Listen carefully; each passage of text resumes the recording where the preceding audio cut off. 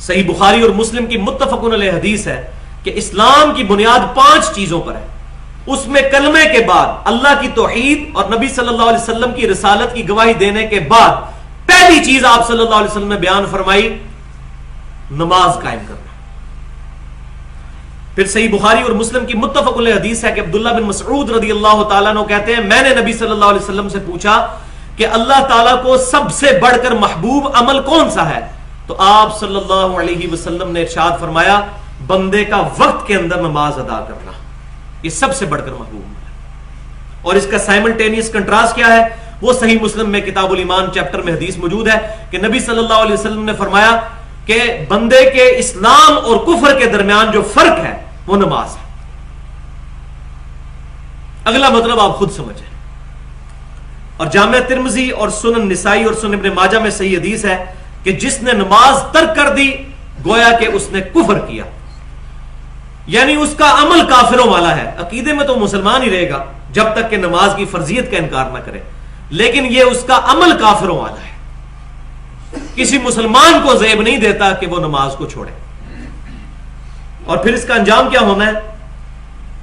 وہ سنن ابی داؤد کے اندر صحیح سند کے ساتھ حدیث ہے کہ قیامت والے دن سب سے پہلا سوال نماز کے بارے میں ہوگا. جس کی نماز صحیح نکلی اس کے باقی سارے معاملات صحیح ہوتے چلے جائیں گے، اور جس کی نماز صحیح نہ ہوئی اس کے باقی سارے معاملات خراب ہوتے چلے جائیں گے والعیاذ باللہ تعالی.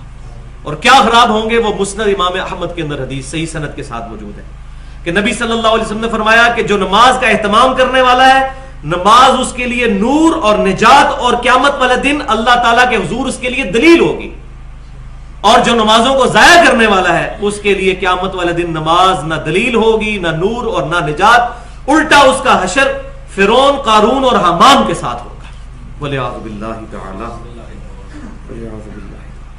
اور صحیح بخاری اور مسلم کی متفق علیہ حدیث ہے کہ فجر اور عشاء یہ 2 نمازیں منافقین پر بھاری ہیں.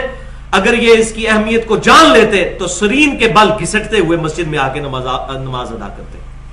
اور یہاں یہ بھی یاد رکھیں بخاری اور مسلم کی متفق علیہ حدیث ہے کہ جو مرد گھروں میں نماز پڑھ لیتے ہیں اور مسجد میں نہیں آتے، آپ صلی اللہ علیہ وسلم نے فرمایا کہ میرا دل کرتا ہے کہ میں اپنی جگہ کسی اور کو امام مقرر کروں اور ان لوگوں کے گھروں کو آگ لگا دوں جو مسجد میں آ کے جماعت کے ساتھ نماز ادا نہیں کرتے، اگر مجھے عورتوں اور بچوں کا خیال نہ ہو.